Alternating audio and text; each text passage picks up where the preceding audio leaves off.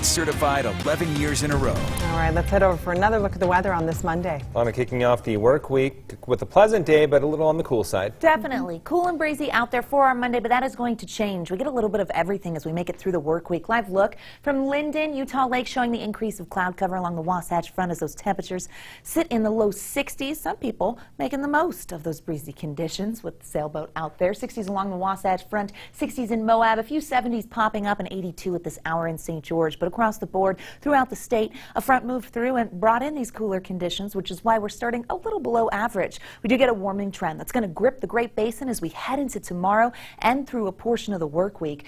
That comes with some wildfire worries because we've got warnings already posted. I'll show you the areas that are looking at an elevated fire risk, and the timing on an active pattern as a holiday weekend is in view. I know it's Monday, but many folks getting ready for the Memorial Day weekend. Gorgeous shot here from Moab, Red Cliffs Lodge in Moab, showing clouds on the eastern side of the state. We started to clear them in central Utah and down south, but they're holding on in eastern Utah and for the northern portion of the state. There's that front swept through, opened the door for cooler air, which is why we're slightly below average. Clouds clearing in central Utah, holding steady towards Emory and Grand County, as well as along the Wasatch Front. Those temperatures out there are in the 60s, and we're going to stay in the low 60s as we get through the next little while. Cloud cover wanting to linger.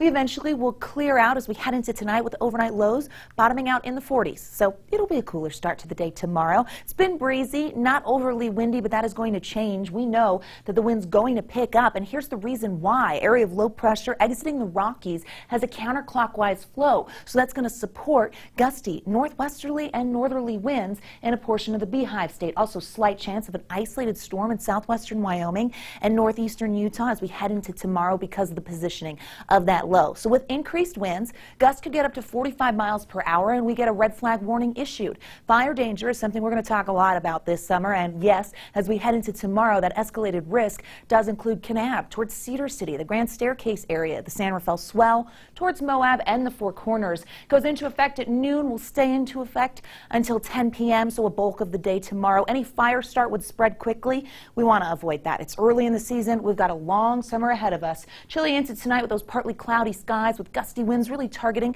southeastern Utah, and that's going to be the case for our Tuesday. Into Wednesday, that ridge of high pressure takes over and we get a warming trend. It means business because we get a spike here in temperatures as this area of high pressure moves towards the Beehive State. By the middle of the week, Thursday, we're going to peak with the chance of some 90s in northern Utah, and we could see our first triple-digit day. Doesn't stick around. Area of low pressure brewing off the Pacific Northwest coast that could impact your Memorial Day weekend. We're going to keep a close eye on it so you know exactly what to expect and pinpoint timing of any possible moisture. 60s and 70s for tomorrow. Also the case on the eastern side of the state, 77 in Moab, 70s for the I-15 corridor, getting back to 90 in St. George. Along the Wasatch Front, we'll see another day in the 60s, below average, but Salt Lake warms up. There's that potential for the triple-digit day on Thursday. Now notice the winds in Washington County pick up, and that means fire danger will be critical and monitored very closely. Here's the Wasatch Front, 70s to 80s to hello 90. Okay, it doesn't stay. More westerly winds by Friday